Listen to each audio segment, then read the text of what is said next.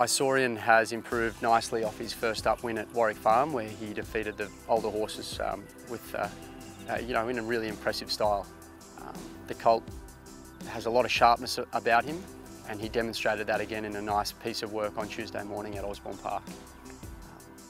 The Derby Munro Stakes looks a really nice stepping stone for him, but nevertheless it's going to be a really stern test as we see just how much potential might be under the hood for Isaurian as he furthers his career after 2 unbeaten starts so far.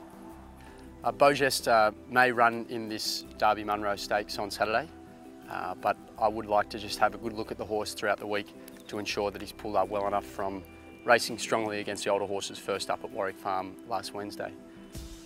He does appear to have come through that race in good order, and his gallop on Tuesday morning was impressive.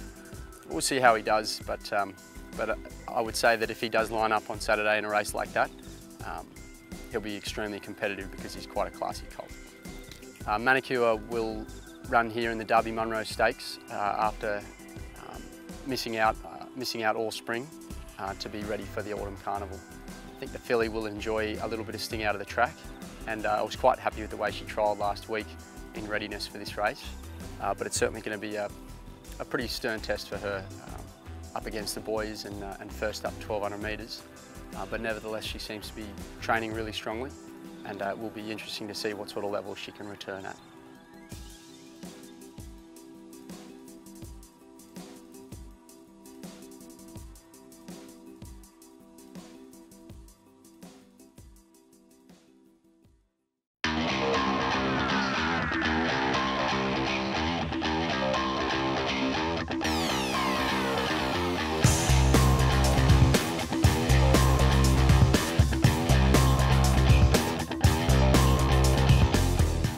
Kementari had his main lead-up gallop in preparation for the Group 1 Ryder Stakes on Saturday this morning, and we couldn't be much happier with the way our colts come out of the Randwick Guineas. I feel like the George Ryder is the run the colt's definitely going to need in the lead-up to the Doncaster, which is the race we have our eyes firmly fixed on at the moment. And of course, coming up against Winx is something that we have the greatest amount of respect for when it comes to the challenge of that event. But look, we couldn't be happier with Kementari, and we've got our feet firmly on the ground about just how far behind in achievements and worldwide ratings he is off her. But nevertheless, he's a rising star, and this is the main lead-up race that he needs for the Doncaster just to be perfect within himself.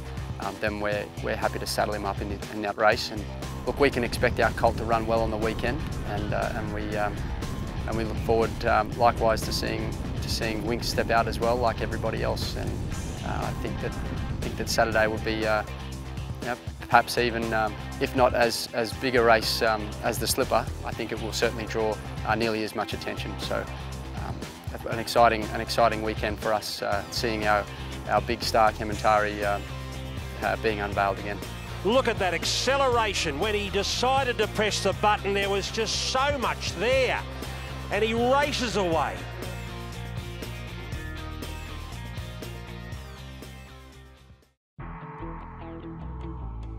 We've accepted with gongs in the Golden Slipper, and the filly has improved coming out of the Rosehill Stakes, where she finished 4th last start. The filly's not without a chance of running a good race in the Slipper, but definitely looks like a nice horse to be targeting at a Percy Sykes, perhaps the start after. But if she was able to have everything go her way, she might just be an each-way chance in the race.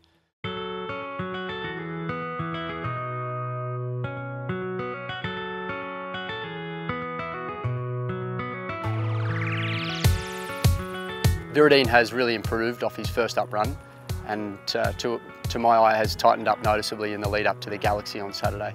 We were all really impressed with the way the colt produced a strong first up performance, but even more so when we saw him step out on Tuesday morning and really monster the line in a track gallop.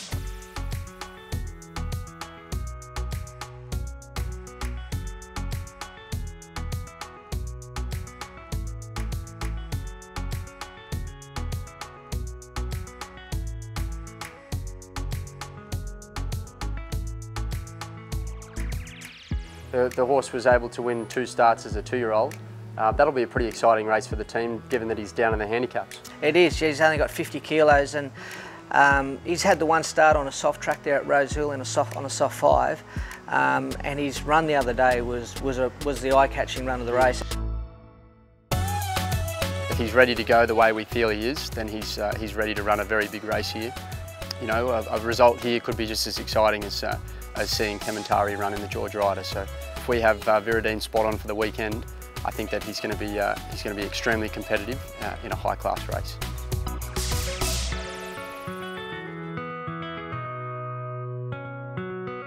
Fragonard is ready to go on Saturday in this Group 3 event, the Birthday Card Stakes, third up from a spell.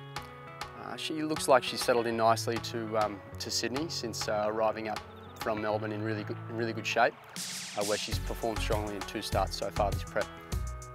If she can improve just a little bit again, then I think she can be competitive in a race like this, where most of the mares here are down at the bottom of the weights in this handicap and have a little bit more to prove. So great to see Fragonard hit some good form and achieve some valuable black type.